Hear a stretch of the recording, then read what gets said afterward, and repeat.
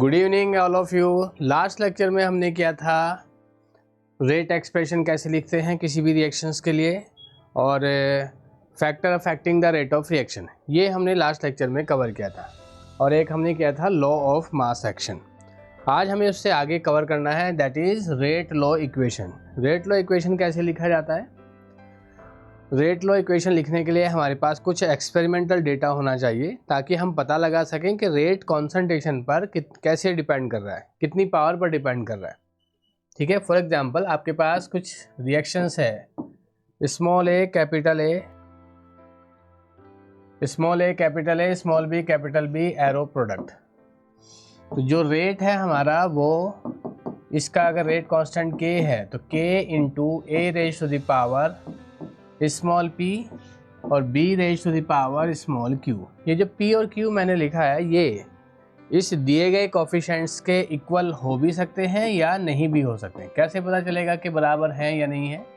इसके लिए तो हमको एक्सपेरिमेंटल रिजल्ट्स को देखना पड़ेगा, तब हम डिसाइड कर पाएंगे कि ये इसके इक्वल है या नहीं है।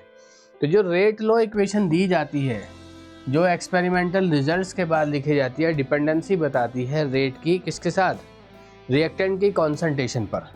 उसी को हम रेट लॉ इक्वेशंस कहते हैं या सिंपली रेट लॉ भी कह देते हैं। और फिर ये जो P और Q मिला है ये हमको कैसे डिटरमाइन किया गया है? एक्सपेरिमेंटली, प्रायोगिक अध्ययनों के आधार पर। एक्सपेरिमेंट से हमको इसकी वैल्यू पता चलती है।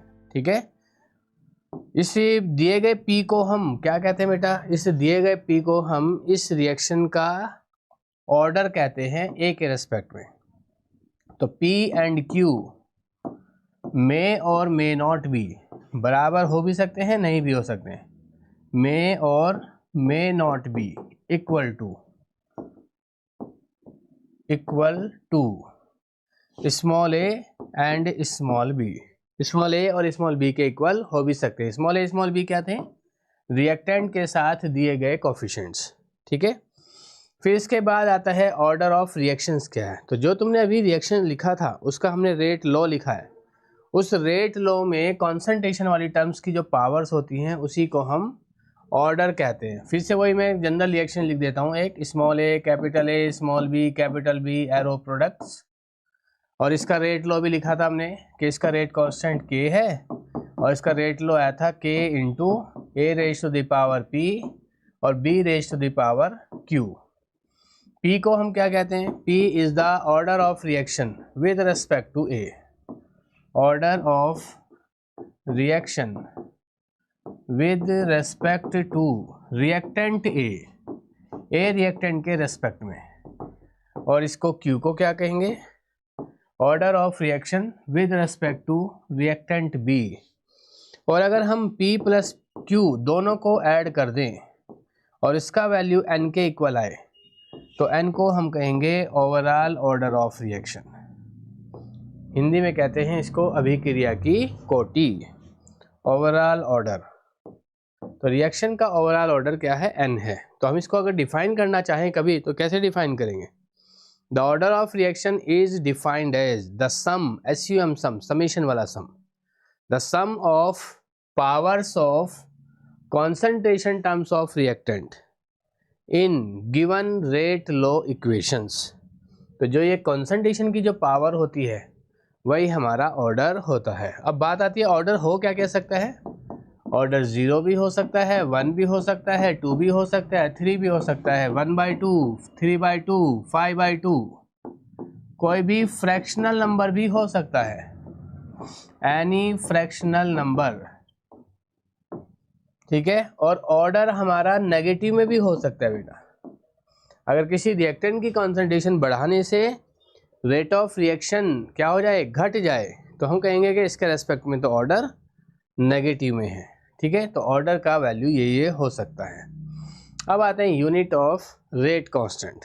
चलिए जी, अभी हमने पीछे लिखा था एक रिएक्शंस का रेट लिखा था तुमने, रेट इक्वल्स टू के इंटू, उसमें ए रिएक्टेंट था और बी भी रिएक्टेंट था। उसकी पावर हमने पी मान लिया था, दूसरे की पावर क्यू मान लिया था। अगर मैं यूनिट की बात करूं, रेट की यूनिट हमने लिखा था कॉन्सेंट्रेशन टाइम इनवर्स, और टाइम को हम जनरली सेकंड में रिप्रेजेंट करते हैं, तो फिलहाल मैं सेकंड यूज कर रहा हूँ। के की यूनिट हमको निकालनी है। ये क्या है, इसको कहते हैं कॉन्सेंट्रेशन ऑफ ए, इसको कॉन्सेंट्रेशन ऑफ बी। तो इसकी यूनिट क्या होगी, जो कॉन्सेंट्रेशन का होगा, कॉन्सेंट्रेशन की पावर पी, इधर से कॉन्सेंट्रेशन की पावर क्यू, तो इसलिए हम इसको लिख सकते हैं कॉन्सेंट्रेशन की पावर पी प्लस क्यू। और अभी हमने क्या बोला था कि constant P plus P Q को हमने एन माना था, पी प्लस की क्यू इक्वल्स टू क्या था, एन। तो ये हो गया कॉन्सेंट्रेशन की power N, overall order of reaction. सिर्फ के की यूनिट चाहिए तो इसको इधर भेज दो आप, इधर आएगा तो ये क्या बनेगा, कॉन्सेंट्रेशन की पावर 1, इसके डिवाइड में आएगा ये, और डिवाइड वाला ऊपर जाएगा तो माइनस में बन जाएगा 1 माइनस एन सेकेंड इनवर्स, और ये हमारा यूनिट ऑफ के बन गया। तो के की यूनिट की जनरल एक्सप्रेशन हमारा ये होता है। कॉन्सेंट्रेशन यूनिट बदलते जाओ, के की यूनिट बदलती जाएगी डिफरेंट ऑर्डर के लिए। एक ऐसा भी है जिस पे चाहे तुम कॉन्सेंट्रेशन कुछ भी रख लो, उसकी यूनिट फिक्स है। ऐसा रेट कांस्टेंट है फर्स्ट ऑर्डर के लिए, जब तुम n इक्वल टू 1 रखोगे 1 माइनस 1 0 हो जाएगा। कॉन्सेंट्रेशन चाहे तुम किसी में भी रख लो, किसी की, और कॉन्सेंट्रेशन की पावर तो 0 ही होना है, और कॉन्सेंट्रेशन की पावर 0 इक्वल टू 1 होता है, 1 की कहीं बात ही नहीं करेंगे, तो सिर्फ सेकंड इनवर्स आएगा। तो यूनिट ऑफ के ऑलवेज सेकंड इनवर्स आएगा फर्स्ट ऑर्डर के लिए। तो ये के की यूनिट निकालने का जनरल एक्सप्रेशन है। चलिए जी निकालते हैं। अगर हमने कहा कि कॉन्सेंट्रेशन तो है हमारा मॉल लीटर इनवर्स में, तो n इक्वल टू 0 के लिए यूनिट ऑफ के क्या आएगा, के का मात्रक क्या आएगा, कॉन्सेंट्रेशन की जगह रखा mall litre inverse, 1 minus n की जगह रखा 0 सेकेंड इनवर्स, तो ये तो बन गया mall litre inverse second inverse. और यही यूनिट तो हमारा रेट का भी होता है, रेट की यूनिट होती है ये। तो इसलिए हम कह सकते हैं कि 0 ऑर्डर के लिए unit of K equals to unit of rate, कि 0 ऑर्डर की रिएक्शंस के लिए के की यूनिट वही होगी जो रेट का यूनिट होगा। और कभी कभी तो ऐसे भी दे देता है statement, if the unit of के is equal to rate of reaction what is the order of reaction. अगर के की यूनिट रेट ऑफ रिएक्शन के बराबर हो तो बताइए किस ऑर्डर का रिएक्शन है, तो किस ऑर्डर का होगा, 0 ऑर्डर का होगा। फिर आते हैं n इक्वल टू 1 में, n इक्वल टू 1 में यूनिट ऑफ के निकालना है।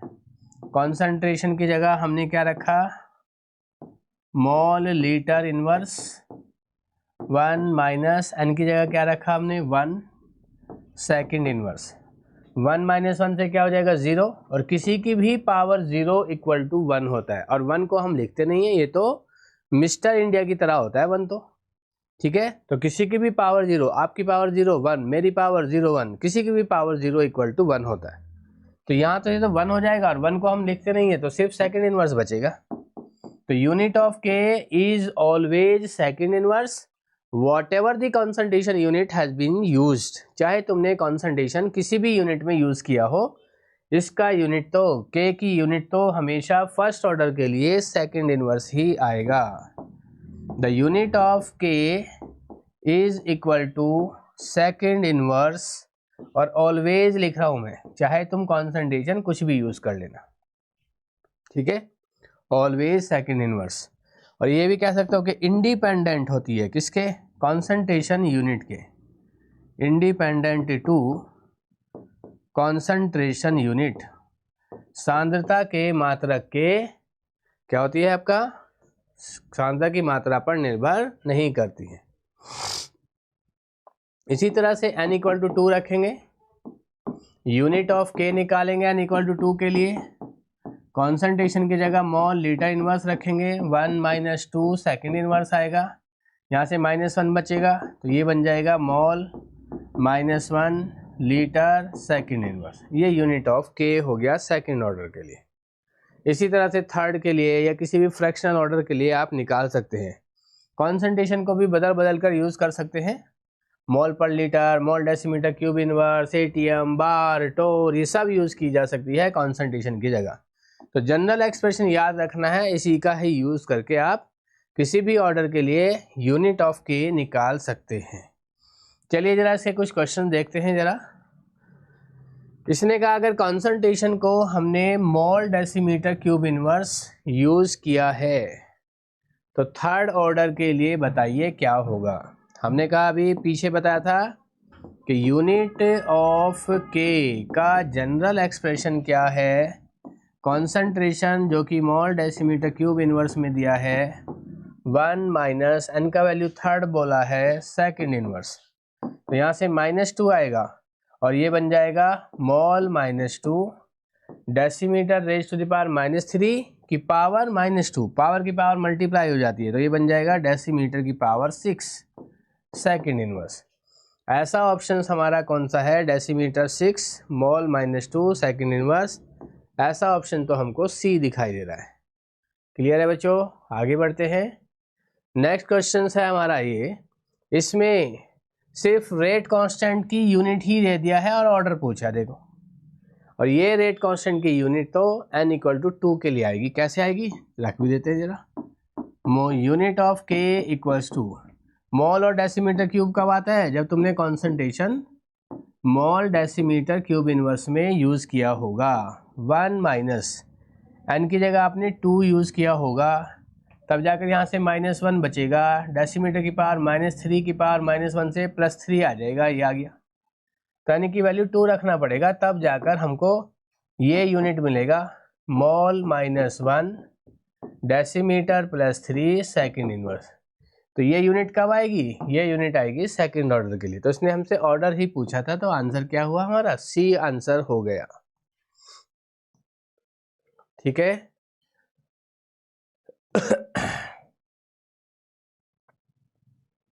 चलिए बच्चों, ये तो हो गया हमारे इससे रिलेटेड कुछ हमारे क्वेश्चंस थे। ठीक है, कि हम कैसे इनका ऑर्डर निकालते हैं कि किस यूनिट किस रेट कांस्टेंट किस ऑर्डर के लिए रेट कांस्टेंट का यूनिट क्या होगा ये। अब नेक्स्ट हम आते हैं कुछ एक इंटीग्रेटेड रेट लो, इंटीग्रेशन करना है हमको। उसके पहले तो इंटीग्रेशन आपको आना चाहिए, तभी आप ऐसा कर पाएंगे। तो उसके लिए हमने कुछ एक्सप्रेशन लिख देता हूं मैं, जैसे फॉर एग्जांपल ये कुछ इंटीग्रेशन के फार्मूले हैं जो हम नेक्स्ट लेक्चर में यूज़ करेंगे। ठीक है बच्चों, तो नेक्स्ट लेक्चर में हमें क्या क्या पढ़ना है, एक तो इसका इंटीग्रेटेड रेट लो, पहले उसके लिए हमको क्या चाहिए, इंटीग्रेशन। तो ये दो चीज़ें हैं जो मैथमेटिक्स का पार्ट है। कुछ लोग जो बायो बैकग्राउंड के हैं उनको थोड़ा सा यहाँ पर दिक्कत आते हैं। तो पहले मैं इंटीग्रेशन बताता हूँ। इंटीग्रेशन या डिफरेंशिएशन किया जाता है किसी फंक्शंस का। फंक्शंस क्या होते हैं, वेरिएबल्स, डिपेंडेंट वेरिएबल कहते हैं। तो फिलहाल हमने क्या लिया, एक पावर फंक्शन का इंटीग्रेशन सीखा कि अगर x की पावर कोई n इस टाइप का कोई फंक्शन है, इसको पावर फंक्शंस कहते हैं और ये वॉल्यूम एलिमेंट कहलाता है। इंटीग्रेशन से हमको ये पता चल जाता है चीज़ें कहाँ से कहाँ तक बदल रही हैं। तो पहले x की वैल्यू मान लो x1 था, फिर बाद में ये x2 हो गया। तो इसका पावर फंक्शन का रूल क्या बोलता है, x की पावर +1 अपॉन पावर +1, और ये जो लिमिट होती है उसको हम यहाँ लगा देते हैं x1 to x2। n+1 तो एक नंबर है, कांस्टेंट है, कांस्टेंट को हमेशा बाहर निकाल देते हैं, और ये जो लिमिट है वो वेरिएबल के लिए यूज़ करते हैं। तो वेरिएबल कौन है, x। एक बार इस x की जगह हमने x2 रखा, x2 की पावर n+1 माइनस, एक बार इस x की जगह x1 रखा, x1 की पावर n+1। तो फाइनल माइनस इनिशियल। तो हमने कहा था ये हमको चेंज के बारे में बताता है। तो चेंज कैसे निकालते हैं, फाइनल माइनस इनिशियल। तो मैंने फाइनल वैल्यू रखा पहले x की जगह, फिर माइनस किया और फिर इसकी इनिशियल वैल्यू यानी कि लोअर वैल्यू रखा। ये हमारा कुछ इंटीग्रेशन करने का एक तरीका हो गया, जो हम किसके लिए यूज़ करते हैं, ये हम यूज़ करते हैं पावर फंक्शंस के लिए। एक दूसरा हमारा होता है, अगर हमें कुछ इस टाइप में दिया है 1/x × dx, अभी भी लिमिट हमने वही लगा दी x1 to x2। तो इसका है logarithm of x, 1/x × dx होता है लोगरिथम ऑफ x। तो मैंने ln लिखा, ln मीन्स होता है नेचुरल लॉग। तो ये x1 से बदलना स्टार्ट किया और x2 तक गया। तो एक बार हमने अब अपर लिमिट रखा ln x2 माइनस, एक बार इस x की जगह लोअर लिमिट रखा ln x1। और ये लॉग की प्रॉपर्टी होती है बेटा, इसको हम जैसे लिख सकते हैं ln x2/x1। पर जो हमारे पास वैल्यूज़ आती हैं वो तो लॉग बेस 10 की होती हैं। ln का जो बेस होता है वो e होता है, e मीन्स 2.718। तो log बेस 10 में बदलने का इसका कन्वर्जन फैक्टर होता है 2.303 log x2 अपॉन x1। और यहाँ पर फिर जो भी x log की वैल्यू आई होगी उसका वैल्यू हम यहाँ पुट कर देंगे और आगे इसको सॉल्व कर देंगे। ठीक है, ये log हम आपको बताएंगे log कैसे निकालते हैं। ठीक है, क्योंकि कुछ ही एग्ज़ाम है जहाँ पर आपका ये कैलकुलेटर अलाउड होता है, तो बाकी जगह जहाँ अलाउड नहीं होता, मैक्सिमम जगह नहीं होता है, तो वहाँ पर आपको log आना चाहिए, तभी आप इसके क्वेश्चंस कर पाएंगे। फर्स्ट ऑर्डर के रिएक्शंस में तो log आएगा ही आएगा, और वहाँ पर आपको log की वैल्यूज़ रखनी आनी चाहिए, तो इसलिए हमको log सीखना ही पड़ेगा। ठीक है, चलिए आगे बढ़ते हैं। नेक्स्ट, ये दो फार्मूले बताए थे मैंने कि हमारा इनका जनरली इन दो का यूज़ होगा। ठीक है, अब इसमें हम आते हैं, पहले ज़ीरो ऑर्डर के लिए इंटीग्रेटेड रेट लो हमको करना है, तो इसके लिए हम इसको नेक्स्ट लेक्चर में करेंगे, आपके सामने फिर से इसको लेके आएंगे। ज़ीरो ऑर्डर का इंटीग्रेटेड रेट लो क्या होता है, फिर उसके बाद हम करेंगे ज़ीरो ऑर्डर के बाद फर्स्ट ऑर्डर का, फिर उसके ग्राफ कैसे खींचे जाते हैं, कैसे हम ग्राफ की सहायता से उनको निकालते हैं, और फिर उसके बाद हम पढ़ेंगे हाफ लाइफ, और फिर उन सबसे रिलेटेड जितना भी हम कवर करेंगे उससे रिलेटेड फिर हम एक लेक्चर हमारा पूरा इसी प्रॉब्लम्स बेस्ड होगा जितना हमने अभी तक पढ़ा है। ठीक है, तो साथ ही साथ एप्लीकेशंस भी चलता रहे, क्या हम पढ़ रहे हैं, एप्लीकेशन हो ही नहीं रहा है हमसे तो फिर कोई फ़ायदा नहीं है उसका। ठीक है, कॉम्पिटिटिव एग्ज़ाम में तो आपको क्या है, उसको अप्लाई करना आना चाहिए, तभी आप उसको क्रैक कर पाएंगे।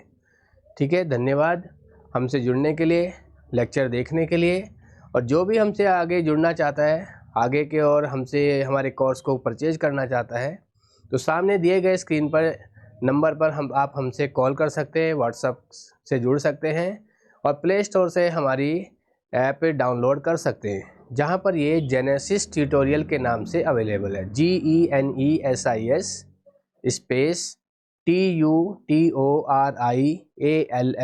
Genesis tutorials. तो आप वहाँ पर इसको डाउनलोड करके वहाँ से ऐप से भी हमारा कोर्स परचेज कर सकते हैं। धन्यवाद।